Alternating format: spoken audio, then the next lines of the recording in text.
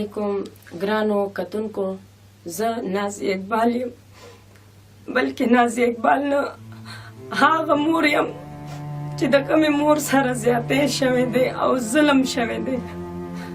زما طبیعت اوس هم ډېر زیات خراب دی، زما بی پي ډاون کېږي.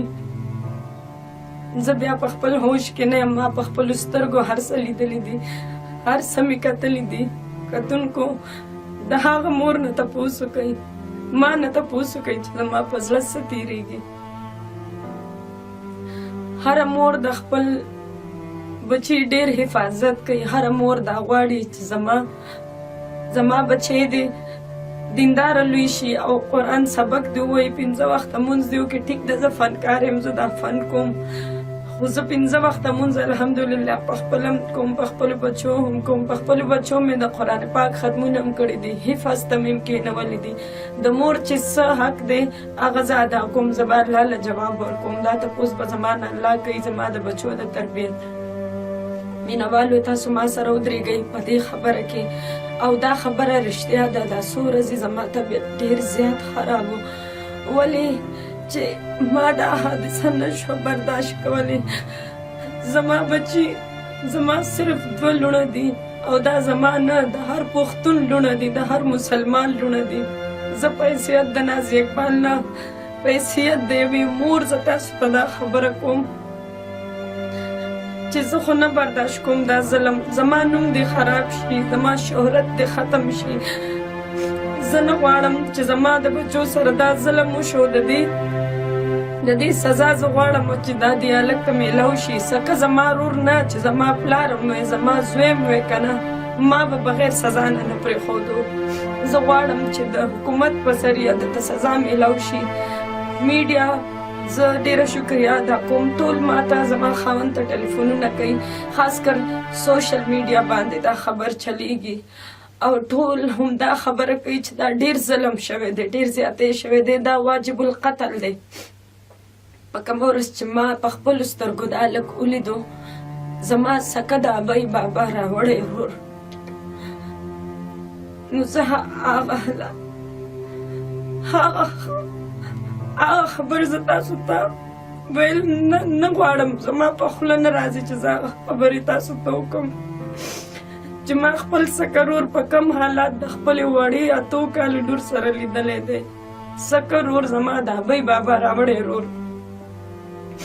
صرف تاسو ته دا ویم چې زما سکه مور، زما ابۍ زما په خوله یقین نه کوي. زه خپلې مور له کور ته لاړم چې امې زه ته په قرآن پاک باندې لاس ایږدم. ما په خپلو سترګو دا خپل رور ولیدو. زما مور اوس هم یقین نه کوي، ما ته وایي چې زما وینه ګنده نشي کېدی، ته دروغ وایې. زما د ماشومانو میډیکل ټیسټونه شوي دي، حکومت چې څه پراسس دی هغوی لګیا دي هغه کوي، هغه پازیټیو راغلی دي زما د 2 ماشومانو. د حکومت چې څه پراسس دی هغه کوي، لګیا دي. او ګرانو کتونکو چې څوک د الله بنده ځان ګڼي، څوک د محمد صلی الله علیه وسلم امت ځان ګڼي، هغوی دې د پاره د الله او د پاره د حق اواز اوچت کړي او ما سره دې ودرېږي. په دې خبره کې زه نه د خپل نوم پروا کوم، نه د شهرت. زه د خپلو وړو لوڼو انصاف غواړم چې زما وړو ماشومانو ته انصاف میلاو شي، چې سبا زما لوڼه غټې شي چې داسې ونه وایي چې مور یې تا مونږ دپاره د انصاف اواز نه و کړی. داسې مور به تاسو نه یې کتلی چې د یوې لور په قسم په قرآن یقین نه کوي، او د هغه زوی په سر ولاړه ده چې د هغې صرف د 2 پیسو لالچ دپاره چې دا زوی به زما ما له پیسې ګټي. زه اوسه پورې خپلې مور له پیسې هر یو څیز ورکوم، خو زما مور نه مني. په نن سبا وخت کې چې په رور او په پلار باندې اعتبار ونه کړي، نو په چا باندې به کوي؟ زه دا ویم چې دا د قیامت نشانیانې دي، قیامت دی دا.